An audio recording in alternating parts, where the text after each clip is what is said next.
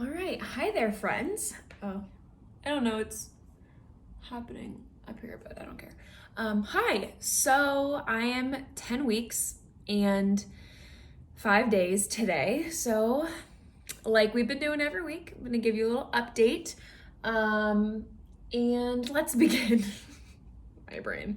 Pregnancy brain has definitely been a thing. That's been starting to happen. But I feel good today. I felt good yesterday. Like, I haven't felt good or like kind of normal in like 6 weeks. So, yeah, celebrating that. Yesterday and today so far, I have not been nauseous. Actually, today I coughed and gagged, but it's fine. Better than feeling queasy all day long. So I'm counting that as a win in my book. There's like a 96% chance that I have like blue teeth or like things in my teeth because I'm drinking a little smoothie right now. So just thought I'd put that out there before it's just there the whole time and I don't see it. And anyway, I'm moving on. So this week I had an ultrasound and blood work, and the ultrasound was able to be on top of my belly, which was the first experience I've had with that. That was fun. It kind of felt like a lot of pressure when it was doing it. It was like hard. I'm like, I'm about to pee right now. Like, you are pressing on my bladder. Just peed, but I'm about to like pee all over. I didn't, but I was like, oh my gosh. But that was fun to have. This was my second ultrasound, so that was fun. Got to see little babe, and I almost said her heartbeat. I don't know why. I almost naturally just said that. That was weird. I don't know if that matters. The baby's heartbeat was at 176, which at the beginning, it's usually always high. I won't say who, but someone that I know who's also pregnant, just went for their appointment, and we're just a couple weeks apart, and her babe was 150 something. And I know there's the whole like wives' tale thing about if the heart rate is high, it might be a girl. If it's lower, it might be a boy. I know people with that situation has been true and it's also not been true. So it's just one of those like fun things to like pay attention to. But at the beginning of your pregnancy, usually doesn't matter. The heartbeat's gonna be high anyway, and then it starts to like tamper off.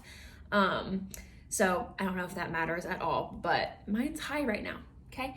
And I got the blood work done for the gender, which is crazy. They did that at 10 weeks. It was literally 10 weeks to the day when I got it done. Like, I thought I had to wait till like 14 weeks or something, or like later. So that was very, technology is very advanced apparently. And it's 99% accurate, so that's pretty wild. And then also the genetic test for Downs and things like that. So, which is hard not to stress about, but no matter what, it is all good. In Jesus' name we pray, amen. And so yeah, that was kind of fun to see little babe again. I have my notes as always. I recommend doing this if you're pregnant. If you're going to be one day, is to keep track week by week just for your own memories and to keep track of how you're feeling. And it's a good, therapeutic thing to do, I think. Oh, and about the doctor. Oh, hi. Nala just likes to make her way in the door. You stay outside, you're wet. Hold on one second. Nala, come here. Let me wipe you off. Oh my goodness, honeys. You're out there in the rain.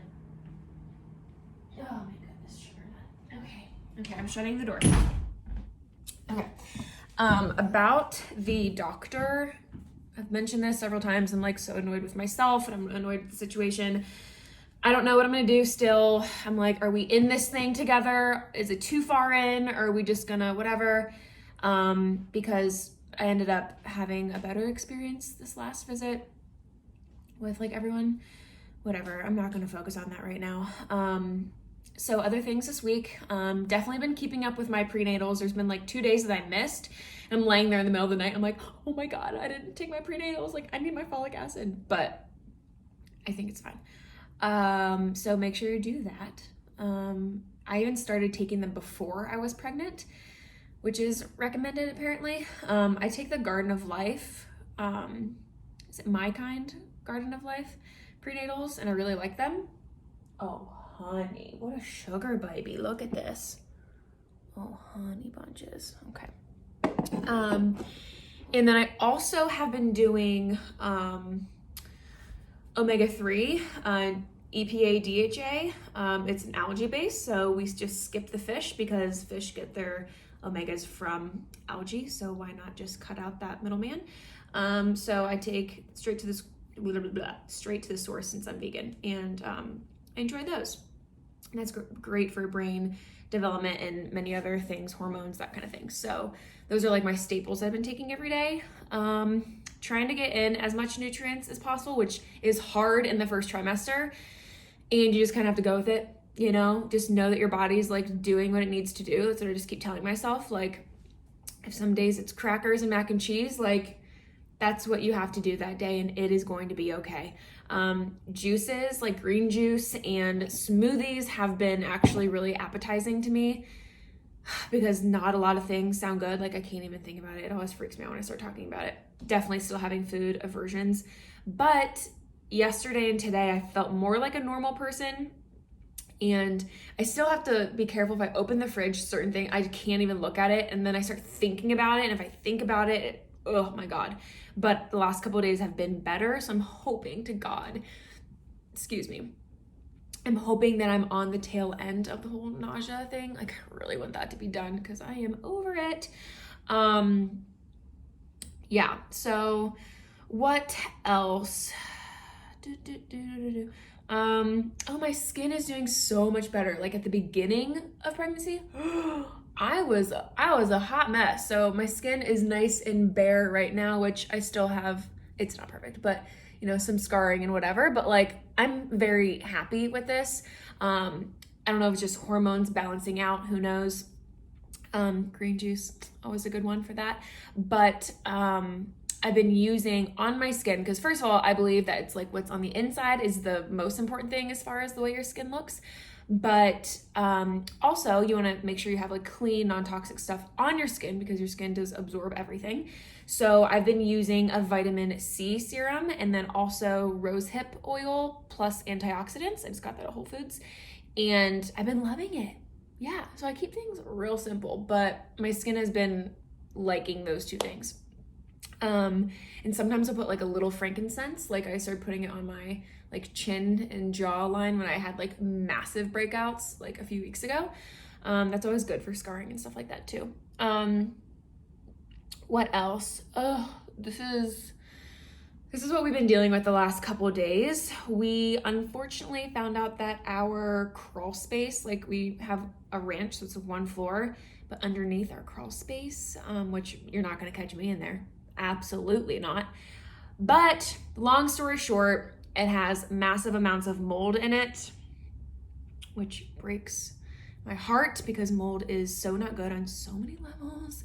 However, we got the people out here right away. They've been here the last 2 days, all day long, doing the whole clean out, the sweep, treating it, doing all the things to make it better, because I'm like, I have a baby in me. I cannot be exposed to mold.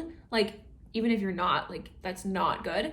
So I'm trying to just be like chill, take everything with ease, because first of all, it is hella expensive, and second of all, not good for you. So it needed handled. So I'm just trying to be like, you know what? It got handled, we're good. And then my brain starts thinking about, oh my God, what has the house like inside been exposed to? Like, I'd be crazy to think that it wasn't exposed to it, because vents and stuff like that, and we've been able to smell it. It's a whole thing. So I have been diffusing all day, and I just ordered another diffuser so I can start setting up more in the house. I looked it up as far as essential oils that help to kill mold and like fungus and that kind of stuff. And it's clove, cinnamon, eucalyptus, lemon, tea tree oil. There's like the main ones, I think. So I just like started throwing all of those in my diffuser today. And I set a timer on my phone to have the diffuser in each room for an hour, and I'm just gonna start like moving it around the house and just do that like a crazy person until I feel okay about it. So that's that. But you know, life things, owning a house, it's, you learn all the things. but I'm glad that it's getting dealt with now rather than when we have a newborn and just finding this information out, already being stressed because life's like crazy at that point, adjusting to our new world. I'm just glad that we're dealing with it now and not in 6 months, which is crazy that we're having a baby in 6 months. What? Wild. Oh, sorry. As far as the gender goes, so since we're finding, like I just got the blood work to find out, I think it's a third-party company, so blah, blah, blah. It takes a couple weeks, I think, to have the results come back. Excuse me. But, so what we're going to do is when we get the results, so the genetic stuff will be at the top, so we'll be able to see those results when I open it up, like within the portal online. Why? Sorry, what's happening here? So anyway, I'm gonna try and not make this like super long. Brain, start working. What were we saying? Oh yeah, so when I open up the file, it's gonna show at the top the genetic stuff, so I'll be able to get those answers. And then they said do not scroll down because the gender will be like a little bit further down on the document. So I just have to respond to that message in the portal to my doctor and be like, hey, you know, he knows this already, but just a reminder of like, I'm not looking at the gender. Please reach out to my friend at this number or email and just text her or email her the gender so that she will keep it a secret, and I already have that all planned out. She already knows. She's my girl. And yeah, so we're gonna have a gender reveal in May, which, what is it? It's like April 10th right now, something like that. Literally, I don't know the date. It's April, some second week of April. I don't know. Anyway, so in like a month and a half. So by the time we get the results, it'll be a month out. So I need to start planning that. But we want to know for the first one, we want to have like a whole reveal thing and like do all the things because why not? I'll talk about that later. I'll hopefully like film that and everything and post that when the time comes. But I'm very excited about that. This whole time I'm like 90, I don't know how much percent. I really feel like it's a boy at first. And now like this past week, I'm like, it's a girl. It is a girl. Like I think. I'm sure this is totally normal. You go back and forth because you don't know. And it's literally 50-50. So it's either one or the other. So your odds are literally 50-50. 1 out of 2 chance of being correct. So anyway, we don't care. We'll see. We just want a healthy baby. Like they say, oh, and you know people say that? Like, and it's like, yeah, of course, but like, don't you want, you know, this gender more than the other or whatever for your first, or whatever it is. But it's like, I literally understand that more than ever now. Like, it literally does not matter. All you want is a healthy baby. Like when it actually comes down to, and of course, like, yes, but when it comes down to it and you're getting blood work done for all these things, like, oh my God, you just want a healthy baby. Like, but you know, you just go with it. I can't talk about it. It makes me nervous. Okay. Ooh, so I started my registry. Just a little bit of things. Like I've been watching YouTube videos and like people that I follow on Instagram. I'm just taking note of certain things that they're like, you have to have this, or like, you don't need that, or whatever. So as I'm seeing things, so it's not overwhelming, I've just been starting to add it to our registry. And excuse me, oh my God, indigestion. I guess it's a symptom. Of course, never happened until I start filming, but whatever. But we're doing Amazon, at least for now. That's what I've decided, because you can get literally everything on Amazon, all different kinds of brands and things like that. So I think that's what I'm going to use moving forward. I love Amazon. So, what else? Oh, I started working out again as of 2 days ago, which I haven't the last like 6 weeks. Because I literally could not do it. But the last couple of days I've done some yoga and Pilates and I'm kind of sore and I feel good. It's like, I think that's helped my mood too, even though I knew that it would weeks ago, but like, I just literally couldn't do it. Like literally could not do it. But it's fine. I'm going to start again and it's going to be great. The last thing, and then I'm going to wrap this up, is I started this book. My sister-in-law just got this for me. I love this. I am not the person to like dedicate time to sit down and like read for a long time. Like that is the person that I want to be. I desire to be that version of me. I just don't do it because I think of everything else in the world, or like, I don't know, I procrastinate with it. It's a whole like mental thing that I have. But this morning I was like, I am going to sit down and I'm going to read for the love of everything. I'm going to commit to that. And I did. I'm on page 44. Thank you very much. And I started highlighting stuff. And so it's called Nurture, a modern guide to pregnancy, birth, early motherhood, and trusting yourself and your body. It's by Erica Chidi Cohen. She's a birth and postpartum doula, which I want to get a doula so bad. I'll keep you updated if I actually get one. But I definitely want to save and get one because I think that they are so important from friends that have had them and just even from this book. The author is one, and just like the way she's talking about and explaining things, I feel like a doula would be a really great addition to my birthing and pregnancy and postpartum experience. But this book has been so good so far, so I'm gonna sit and read more of it today. And I've been going through and highlighting so I can be like, hi, Clark, either read this entire book or at least go through and see the things that I've highlighted. So yeah, okay, I'm gonna wrap it up. That is week 10, almost at 11 weeks. Whew, still just pressing on to get through the first trimester and hopefully getting good news and just trying to be cool about it all no matter what happens. And yeah, so it's almost middle of April. We are going to have a photo shoot with my dear friend the last week of April, and that's going to be for our announcement.